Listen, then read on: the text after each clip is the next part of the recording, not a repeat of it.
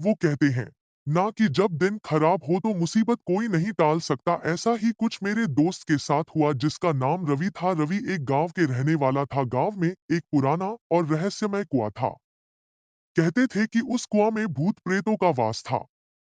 लोग उसे भूतिया कुआं के नाम से जानते थे और कोई भी उसकी ओर जाने की हिम्मत नहीं करता था।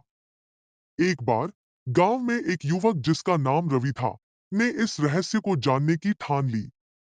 उसने अपने दोस्तों से सुना था कि कुआं के पास रात के समय अजीब सी आवाजें आती हैं और कई बार रोशनी भी दिखती है। एक रात रवि ने खुद जाकर सच्चाई का पता लगाने का फैसला किया। आधी रात को जब पूरा गांव सो रहा था, रवि ने अपनी टॉर्च ली और चुपके से उस कुआं की ओर चल पड़ा। रास्ते में उसे कुछ झाड़ियों की सरसराहट सुनाई दी, लेकिन उसने उसे नजरअंदाज कर दिया और आगे बढ़ता गया। कुआं के पास पहुंचकर उसने देखा कि वहां कुछ अजीब सा माहौल है। हल्की धुंध और ठंडी हवा चल रही थी। रवि ने अपनी टॉर्च जलाकर कुआं के अंदर झांकने की कोशिश की।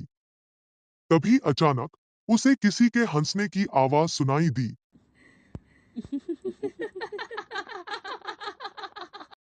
वो घबरा गया, लेकिन हिम्मत जुटाकर उसने टॉर्च को और अंदर डाला।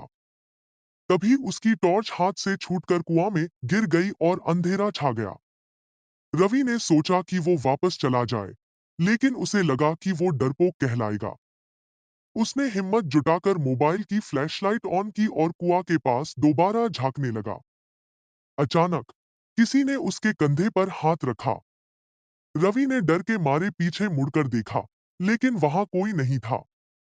रवि के मन में डर का साया गहरा हो चुका था। वो जैसे ही वहां से भागने के लिए मुड़ा, उसके पैर में किसी चीज ने खींचा। उसने देखा कि कुआं से एक काली परछाई निकलकर उसके पैरों को पकड़ रही थी। वह जोर जोर से चिल्लाने लगा, लेकिन उसकी आवाज सुनने वाला वहां कोई नहीं था। अगली सुबह गांव वाले जब उस कुआं के पास पहुंचे, तो उन्होंने देखा कि रवि का मोबाइल और टॉर्च वहां पड़ी थी, लेकिन रवि का कहीं कोई अतापता नहीं था। उस दिन के बाद गांव में और भी डर बढ़ गया और किसी ने उस कुआं की तरफ जाने की हिम्मत नहीं की। कहते हैं, उस रात के बाद से कुआं के पास से रवि की चिल्लाने की आवाजें अब भी सुनाई देती हैं, जो उस डरावने रहस्य को और गहरा बना देती हैं।